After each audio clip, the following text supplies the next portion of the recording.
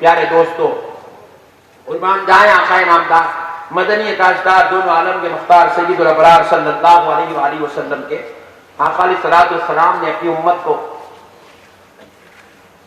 हज का तोहफा अता फरमाया। हज जो है हमसे पहले किसी उम्मत ने भी नहीं किया, किसी उम्मत पे भी हज फर्ज नहीं था।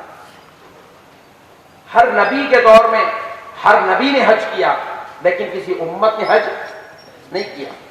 हज जो फर्ज हुआ है ये सरकार की नालैने पाक, सरकार की दुआओं का सदका है कि इस उम्मत को हज के नियामत नसीब हो गई। हमसे पहले ये हज सिर्फ अंबिया पे फर्ज था, रसूलों पे फर्ज था, पैगंबरों पे फर्ज था। रसूल अल्लाह ने दुआ की कि ऐ अल्लाह, मैं तुझसे दुआ करता हूं कि मौला ये हज मेरी उम्मत को भी नसीब फरमा दे, ताकि ये अंबिया वाली इबादत मेरी उम्मत भी करने लग जाए।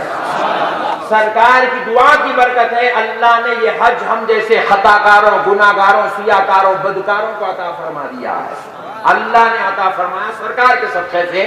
अब उम्मती कितना खतरनाक हो गया देखो, हज को जाता करते नबी की जियारत नहीं करता करते। ओहो, बहुत डेंजर होगा जी ने। प्यारे बुजुर्ग और दोस्तों, अरे जिस नबी के सदक़े में हज मिला तू उस नबी की बारगाह में नहीं जाता तो जरा सुन नबी क्या कहते हैं। आका अलैहिस्सलाम इरशाद फरमाते हैं जो हज को तो आया और मेरी जियारत न किया तो उसने मुझ पर जुल्म किया। हुजूर फरमाया उसने मुझ पर जुल्म किया, क्योंकि नादान तू हज को क्या जानता था, तुझे काबा क्या मालूम था, तुझे तवाफ क्या मालूम था, सफा और मरवा की तू क्या जानता था, तुझे क्या मालूम था मीना कौन सी जगह है, अरफात किसको कहते हैं, हज कैसे करना है, एहराम कैसे बांधना है, उम्रा और हज की नियतें क्या है, उसके अरकान, फराइज़, वाजिबात, नवाफिल और मुस्तहब तू क्या जानता था। बदबख्त, ये तो तुझे मैंने बताया है, मेरी दुआओं का सदका है कि तुझे काबे का तवाफ भी मिला, सफा और मरवा की सई भी मिली, मीना का खियाम भी मिला, मुज़दलिफा की सुकूनत भी मिली और अरफात का खियाम भी मिला। ये सब मेरी दुआओं का सदका है। तू हज को तो आए और हज दिलाने वाले मुस्तफा के पास ना आए तो सरकार इरशाद फरमाते सुन ले, तू हज को तो आए और मेरी जियारत ना करे तो तूने मुझ पर जुल्म किया। और सरकार इरशाद फरमाते जो आपस में एक मुसलमान दूसरे मुसलमान का जुल्म कर ले मैं उसकी शफाअत नहीं कराऊंगा। तो फिर जो हुजूर पे जुल्म करे क्या वो जन्नत में जाएगा? ये अहले हदीस अपने जलसों में ऐलान करते हैं हुजूर की जियारत की नियत से जाना हराम है। बोले नौज़ुबिल्लाह, ला इलाहा इल्लल्लाह मुहम्मद रसूलुल्लाह। बोले ऐसा पूरी हदीस में कहीं नहीं है, पूरी कुरान में कहीं नहीं। अरे नादान, तू जिस नबी का कलमा पढ़ता है उसकी जियारत के लिए तुझे हदीस की क्या जरूरत है, कुरान की क्या जरूरत है ना भाई। जिस माँ का तूने दूध पिया है उसके पेट में मुंडी डाल के सलाम करने के लिए अब तुझे किसी सहाबी के अमल की क्या जरूरत है। तेरी माँ ने तुझे पैदा किया है, अदब करके गुजर जाइए बेटा होने की दलील।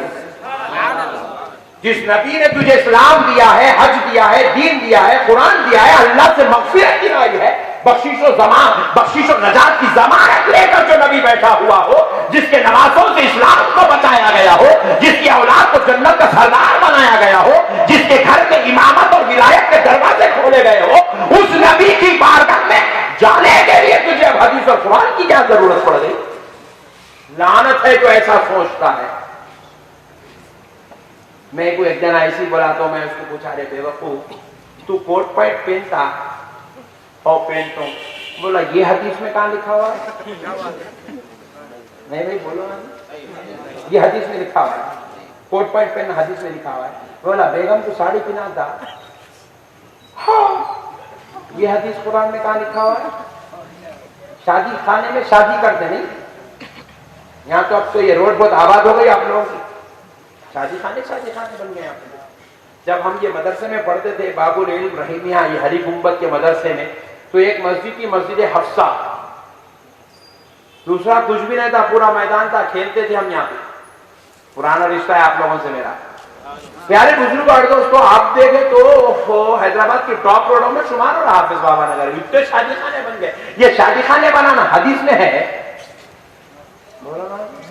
फिर अहले हदीस नहीं कर रहा शादी खाने में शादी, बोलो ना। तो शादी खाने को जाते वक्त कार में बैठ के मर्सिडीज में सोचना हम साहब इकराम मर्सिडीज में बैठ के गए थे क्या? कहीं भी हदीस याद नहीं आती मेरे भाई। आलिशान गद्दों पे बैठ रहे, कोई मस्त अमेरिका के बजट पे दुकाना चला रहे, कहीं भी अल्लाह आता है याद, ना रसूल याद आते, ना हदीस याद आती, ना कुरान याद आती। जियारत रसूल बोलते कि हदीस में है क्या? ससुराल को जाना लिखा हुआ है क्या हदीस में? कहीं पूछ लो ना पूछ लो। ससुराल में जाके 8-8 दिन रह के सास को ससुरे को तकलीफ दे के 20 रुपए तक मुर्गियां, बिरयानियां, तहारियां, नारी, कुलचे, जिलेबियां, हदीस याद नहीं आ रही। रसूलुल्लाह जिसका कलमा पढ़े तो मुसलमान हुआ, वो नबी की जियारत करो, हदीस में है क्या? और डुप्लीकेट मुसलमान बन गया जो उसको। अरे दीवाने, हदीस पूरी इसी से भरी पड़ी हुई है। उनके पास रसूल नहीं था तो खुदा की कसम कुछ भी नहीं था। उन्होंने जो कुछ भी पाया है खुदा की कसम रसूल अल्लाह से ही पाया। प्यारे बुजुर्ग और दोस्तों, कुर्बान जाएं आका सलाम की। हदीस में सब कुछ है। रसूल अल्लाह की जियारत भी हदीस में, रसूल अल्लाह की दस्तबोसी हदीस में, रसूल अल्लाह की कदम बोसी हदीस में, रसूल अल्लाह की मजार पे जाना, रसूल अल्लाह की जियारत की नियत, सब कुछ हदीस में। लेकिन इन्हें भोले भाले लोगों को, पान डब्बे वालों को, तरकारियां वालों को, लारी वालों को, ऑटो वालों को, रिक्शे वालों को, टांगे वालों को, जो पूरी जिंदगी में कभी बुखारी किताब को नहीं देखे, उनको पूछता हदीस में है क्या? ऐसा आंखा फाड़ के मुंह खोल के पूछा तो उन्हें बोलता अम्मा इतना चिल्ला के पूछ रहा नहीं है कि क्या है कि समझता। ये हौला बनाने की मशीनरी फिट है। रसूल अल्लाह क्या फरमाते हैं सुनिए। हदीस में क्या है, हमारे से पूछे तो उलमा इकराम जवाब देते। रसूल अल्लाह इरशाद फरमा रहे मन दारा खबरी वजबत लहू शफाअती। आका इरशाद फरमाते जिसने मेरी खबर की जियारत की, जिसने मेरी खबर की जियारत की, उस पर मेरी शफाअत वाजिब हो गई। मैं उस वक्त तक जन्नत में नहीं जाऊंगा जब तक मेरी जियारत करने, मेरी खबर की जियारत करने वाले को जन्नत में नहीं ले जाऊंगा। ये फरमा रहे सरकार। हदीस में है क्या? पूछता पान डब्बे वाले पूछा, उसको पान का रेट पूछ, उसको हदीस मालूम रहेगी तो पान डब्बा कैसे डालता था नहीं भाई। तो अब आइए मैं आपको हज के मैदान में ले चलता हूं। कुर्बान जाए, हज शुरू होता है 8 जिलहिज्जा से। कब से? 8 जिलहिज्जा से शुरू होता है और हज खत्म होता है 12 जिलहिज्जा। 5 दिन के एक एक्टिविटीज का नाम हज है। 5 दिन की एक ऐसी खुसूसी इबादत है जिसके करने का नाम हज रखा गया है। लेकिन आप जब खूब गौर करेंगे तो पता चलेगा कि करना क्या है। अब जितने भी हाजी लोग जा रहे हैं हज कैंपों में, आप जाकर वहां पर उलमा इकराम जो बयान करें उनसे पूछिए हजरत मेरे को हज में कौन सी नमाज पढ़ना है? फजर, जोहर, असर, मगरिब, इशा। हजरत ये तो यहां भी पढ़ रहा हूं मैं, वहां जाके कोई एक्स्ट्रा नमाज नहीं है आपको हज में। 5 वक्त की 6 वक्त। यहाँ 5 वक्त पढ़ रहे हैं, हज को भी जाके आपको 5 वक्त नमाज पढ़ना। बहुत बड़ी बात समझा रहा हूं, इंशाल्लाह ईमान ताजा हो जाएगा, जिंदगी बन जाएगी आप। अगर आप मेरी बात समझाएंगे, समझ जाएंगे, जिंदगी में कुछ भी हो सकते हैं, आप बड़ा भी नहीं बन सकते आप। हज खुदा की कसम अहले सुन्नत की दावत है सबसे बड़ी। सुन्नियत के सबसे बड़े पैगाम, हक की आवाज का नाम हज है। इसको समझो दोस्तों, काबिल गौर नुक्ता है। रसूल पाक रहमतुल्लिल आलमीन सल्लल्लाहु तआला अलैहि वसल्लम ने सिस्टम ही ऐसा बनाया, खुदा ने सिस्टम ऐसा बनाया है, क़यामत की सुबह तक अहले सुन्नत को कोई झुठला नहीं सकता। आपको मालूम है 8 जिलहिज्जा को मैदान मीना में पहुंचना है। 8 जिलहिज्जा मैदान में रहना है पूरा मीना, फजर से लेके इशा तक, दूसरे दिन फजर तक। फिर दूसरे दिन फजर को आपको निकलना है, अरफात के मैदान की तरफ सफर करना है, वहां जाकर आपको जोहर असर पढ़ना है। फिर उसके बाद असर की नमाज के बाद आपको पढ़ने के वहां से निकलना है। मीना अरफात से निकल के आप आएंगे मुजदलिफा। मुजदलिफा में पूरी रात गुजारेंगे। फिर उसके बाद 10 तारीख के दिन सुबह फिर वापिस मीना आ जाएंगे। फिर 10, 11, 12 3 दिन मीना में ही रहेंगे। वो 3 दिनों में आपको शैतान को कंकरी भी मारना है, कुर्बानी भी देना है, हलक भी करना है। जैसे आप कुर्बानी दे दिए, आप हलक कर लिए, आप एक शैतान को कंकरी मार लिए, 10 तारीख के दिन अब आप एहराम खोल देंगे, ये हज हो गया। प्यारे बुजुर्गों और दोस्तों, मगर 4 दिन आपके मीना में गुजर रहे हैं। कितने दिन? 4 दिन मीना में गुजर रहे और 4 रातें मीना में गुजर रहे, 1 रात आपकी मुजदलिफा में गुजर रही है और 1 दिन आपका अरफात में गुजर रहा है, मगर 4 दिन आप मीना में। मैं बहुत बड़ी बात समझा रहा हूं। आप मीना में, मैं भी हज कर चुका हूं, आप में से भी कई लोग कर चुके होंगे, और जितने लोग अब कर रहे हैं, नए लेटेस्ट जो हाजी आएंगे अब 2015 के, आप उनको पकड़ के पूछे क्या करें हज में, मीना में 5 दिन थे, क्या करें, कितनी मर्तबा कुरान पढ़े? नहीं भाई, नहीं पढ़ सके कुरान में, एक भी नहीं पढ़े। फिर कर रहा क्या था तू मीना? फिर आप नमाज कितने पढ़े? रात रात भर नमाज पढ़े? नहीं भाई, वो एसी इतनी ज्यादा थी, बैठकर भी नींद आ गई मेरे। हाँ मेरे भाई, मैं वहां जो होता वही बोल रहा, आप हंसो ना को लोटो मेरे बातों पे आप, मगर मैं क्या बोल रहा हूं समझो खुदा की। मीना में जाने के बाद आपको वहां कोई ना एक्स्ट्रा नमाज है, ना कोई एक्स्ट्रा तिलावत है, ना कोई आपको रोजे रहने की भी इजाजत नहीं। आप रोजे थे क्या? 5 नहीं, रोजे में था। करा क्या बड़े भाई?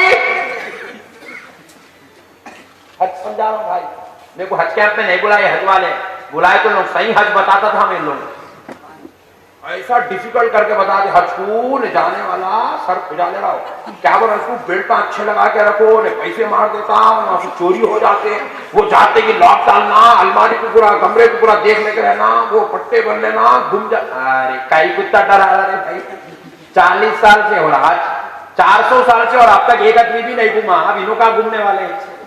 वहां तो रहमत ऐसी है, ढूंढ ढूंढ के लेके आके आपके घर को छोड़ देती मेरे भाई।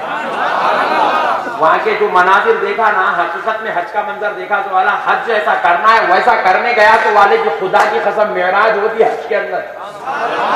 यहाँ पे अहले हदीस, तबलीगी, जमात इस्लामी वाले ये ऐलान कर रहे हैं, दरगाहों को नहीं जाना, दरगाहों को नहीं जाना, दरगाहों को नहीं जाना, कब्रिस्तान को नहीं जाना, मुर्दे है, मुर्दे है, मुर्दे।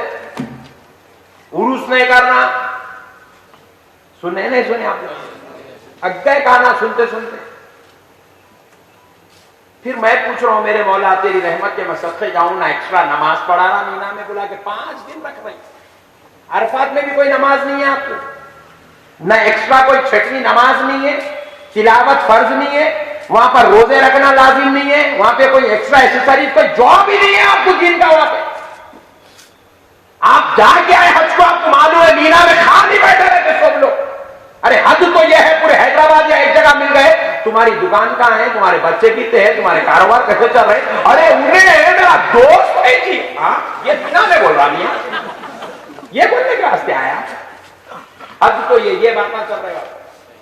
कई लोगों की शादियां तय हो जा रही मीना में, बच्चे अच्छे हैदराबाद को आज शादी कर रहे, कहा हमारी मीना में। अल्लाह अकबर, अल्लाह अकबर। प्यारे दोस्तों आओ, ये हज की हकीकत को समझो।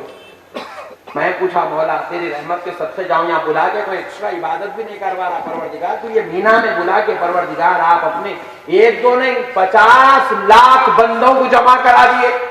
और फिर वो ऐसे वैसे बंदे भी नहीं है, कोई लोकल क्वालिटी लो क्वालिटी के बंदे नहीं है, सब आला दर्जे के हैं, इल्म याफ्ता है, अपने अपने मुल्कों के बादशाह हैं, रईस है, कलंदर है, मालदार है, नामवर शख्सियतें हैं, वेरी इंपॉर्टेंट पर्सन और पर्सनैलिटीज आई हुई है, वीआईपी पर्सन बैठे हुए हैं, हिंदुस्तान का नायब सदर जमहूरिया बैठा हुआ है, इराक का सद्दाम हुसैन बैठा हुआ है, मुल्क यमन का बादशाह बैठा हुआ है, बड़े बड़े कलंदर आज इस मैदान मीना में जमा हो गए। ऐ परवरदिगार, आखिर यह कुछ इबादत कराना नहीं था तो बुलाया क्यों?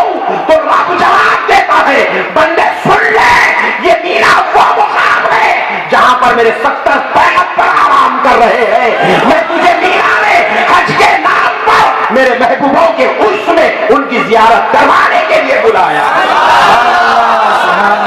70 पैगंबर मीना में आराम कर रहे हैं।